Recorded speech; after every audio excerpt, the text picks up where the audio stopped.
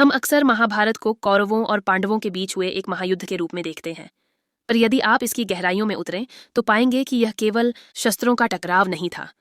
यह कर्म और दंड का वह अद्भुत शास्त्र है जो सिद्ध करता है कि नियति कभी किसी का हर्ण शेष नहीं रखती।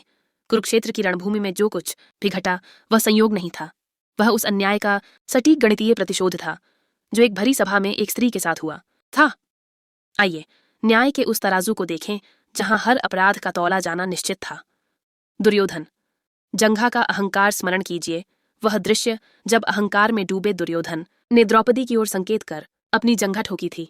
वह केवल एक इशारा नहीं था, वह एक स्त्री के अस्तित्व पर प्रहार था। दंड, नियति ने भीम की गदा के रूप में अपना फैसला सुनाया। युद्ध के अंतिम क्षण में दुर्योधन की उसी जंघा को तोड़ा गया। वह तड्डेचपता रहा, पर यह वही नियति थी जो उसे याद दिला रही थी, स्त्रियों का अपमान पतन का द्वार है। दुशासन, छाती का दंभ, जिस दुशासन ने अपनी छाती ठोककर एक कुलवधू के बाल खींचे थे और उसका चीरहरण किया था, उसे सामान्य मृत्यु कैसे मिल सकती थी। दंड, भीम ने युद्ध भूमि में उसकी उसी छाती को चीर कर रक्तपान किया। यह क्रूरता नहीं, यह वह भीषण प्रतिशोध था जो यह बताने के लिए आवश्यक था कि स्त्री की मर्यादा लांघने वाले का हृदय विदीर्ण कर दिया जाता है। महारथी कर्ण, दानवीर या मौन अपराधी, आज संसार कर्ण के कवच कुंडल और दान की चर्चा करता है, परंतु जब एक असहाय स्त्री द्रौपदी मदद की भीख मांग रही थी, तब कर्ण ने न केवल उसका उपहास किया बल्कि उसे वेश्या तक कहने का दुस्साहस किया। उसने एक स्त्री की विवशता का समर्थन किया था। दंड, श्रीकृष्ण ने नियति का चक्र ऐसा घुमाया कि कर्ण को ठीक वैसी ही विवशता में मरना पड़ा। रथ का पहिया फंसा हुआ, विद्या विस्मृत, शस्त्रहीन और पूरी तरह असहाय। संदेश स्पष्ट था, जो किसी की विवशता पर हंसता है, ईश्वर उसे दया का पात्र नहीं रहने देता। भीष्म पितामह, मौन की शैया गंगापुत्र भीष्म, जो काल को भी रोक सकते थे, उन्होंने प्रतिज्ञा की आड़ में अन्याय को मूक स्वीकृति दी। एक स्त्री रोती रही और रक्षक मौन रहे। दंड, उन्हें मृत्यु भी तुरंत नसीब नहीं हुई। उनका शरीर बाणों की शैया पर पड्ड रहा। हर एक बाण उस हर एक क्षण की पीड़ा था जब वे चुप रहे थे। उन्हें अपनी आंखों के सामने अपने कुल की 4 पीढ़ियों का विनाश देखना पड़ा। इच्छा मृत्यु का वरदान उनके लिए श्राप बन गया, क्योंकि वे तब तक प्राण नहीं त्याग सके जब तक उन्होंने अपनी चुप्पी का परिणाम, महाविनाश, अपनी आंखों से देख नहीं लिया। धृतराष्ट्र, पुत्रमोह का अंधेरा धृतराष्ट्र जन्मांध थे, पर उनका असली अंधेरा पुत्रमोह था। दंड, 100 हाथियों का बल रखने वाले राजा को अपने 100 पुत्रों के शवों को छूना पड़ा। उस समय वे राजा नहीं, केवल एक लाचार पिता थे।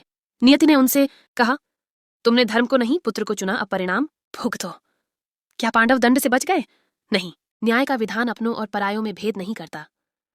अर्जुन, सबसे प्रिय का वध द्रौपदी की रक्षा का सबसे बद्दा दायित्व अर्जुन का था, क्योंकि स्वयंवर में उन्होंने ही उसे जीता था, परंतु सभा में अर्जुन भी सिर झुकाए बैठे रहे।